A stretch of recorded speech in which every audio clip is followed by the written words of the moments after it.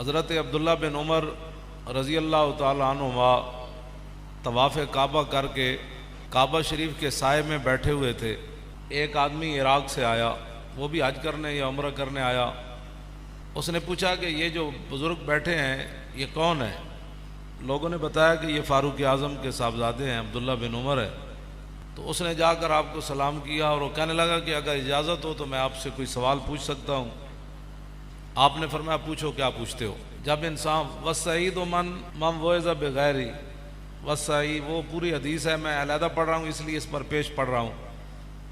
نبی علیہ السلام نے فرمایا کہ خوش بخت وہ ہوتا ہے جو دوسرے کو دیکھ کر نصیحت پکڑے، یہ نہیں کہ اس کو نصیحت کی جائے، وہ دوسرے کو دیکھ کر نصیحت پکڑے۔ توبہ توبہ، اچھا اس نے یہ کام کیا تو اس کو یہ سزا مل رہی ہے، اس نے یہ کام، توبہ توبہ، اچھا یہ اس حالت میں تھا تو اس حالت میں آ گیا، توبہ توبہ توبہ، اچھا یہ اتنا وہ آدمی ہے جو آج اس حالت میں پہنچ گیا۔ حضور نے فرمایا خوش بخت انسان وہ ہے کہ جس تقریریں سنیں کے بغیر ہی لوگوں کو دیکھ دیکھ کر نصیحت پکڑے۔ اور باقی حضور نے فرمایا وشکیو من شکی فی بطن امی، حضور نے فرمایا بدبخت جڑا نا ماں دے پیٹ وچ بھی بدبخت ہی ہوندا۔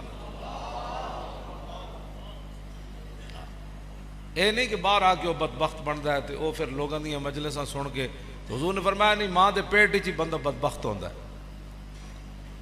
اب عبداللہ بن عمر سامنے، اللہ کا گھر سامنے، مقام ابراہیم سامنے، صفا اور مروہ ادھر موجود، مسجد حرام موجود، تو وہ عراق سے آیا ہوا حاجی وہ عبداللہ بن عمر سے پوچھتا ہے کہ میں آپ سے ایک سوال کر سکتا ہوں؟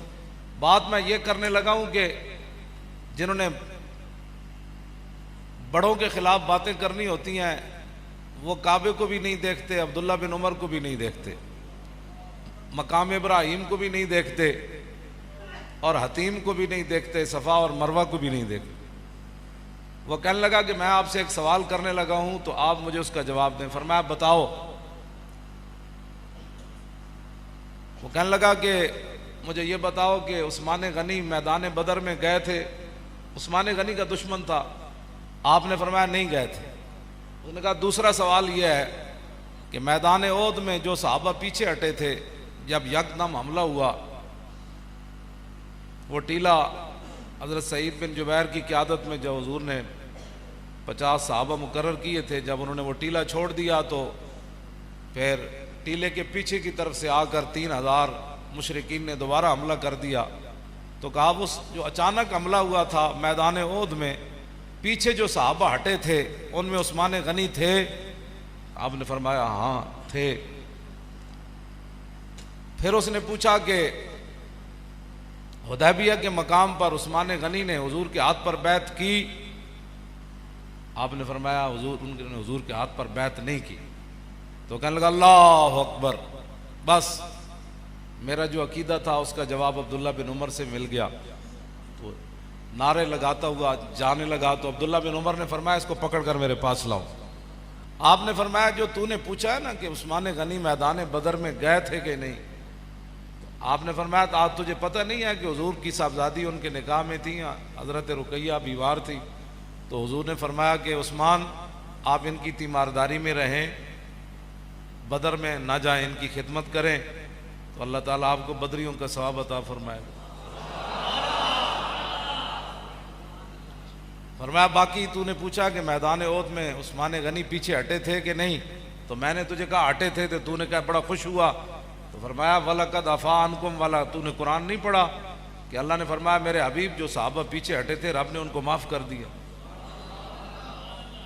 تیسری بار جو تو نے پوچھی ہے کہ عثمان غنی حدیبیہ کے مقام پر تھے کہ نہیں، فرمایا 1400 صحابہ میں سے سب سے زیادہ حضور کو محبوب ہی وہی تھے، اور سب سے زیادہ ان کی پاور کی وجہ سے حضور نے ان کو سفیر بنا کر بھیجا تھا کہ پورے مکے میں ان کے رشتہ دار موجود تھے، کسی کی جرت نہیں تھی ان کی طرف کوئی ہاتھ بڑھاتا۔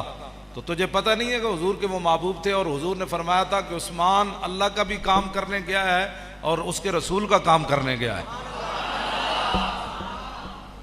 جب آپ نے تینوں باتوں کا جواب دیا تو فرمایا فَاذْهَبْ بِنَا الْآن، فرمایا ہن نعرہ لان۔ تو بات اتنی ہے کہ جن لوگوں نے باتیں کرنی ہوتی ہیں وہ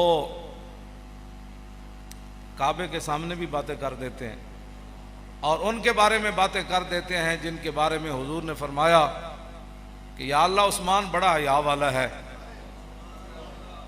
قیامت کے دن ہر بندے کو رب کے سامنے ایک بار پیش ہونا پڑے گا. وَإِن مِّنكُمْ إِلَّا وَارِدُهَا، یہ قرآن کی نص ہے.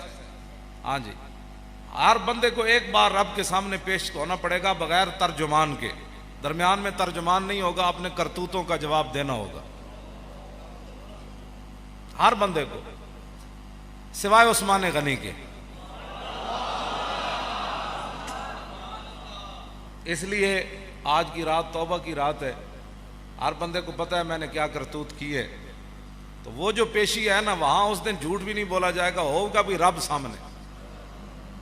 بندہ کدھر اور رب کی شان بلند و بالا.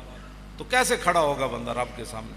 کیسے جھوٹ بولے گا؟ کیسے اس کو ندامت آئے گی؟ کیسے اپنے کرتوت اس کو ایک کر کے یاد آئیں گے؟ تو آج موقع ہے کہ سب گناہوں کی معافی مانگیں، سب گناہوں سے توبہ کریں.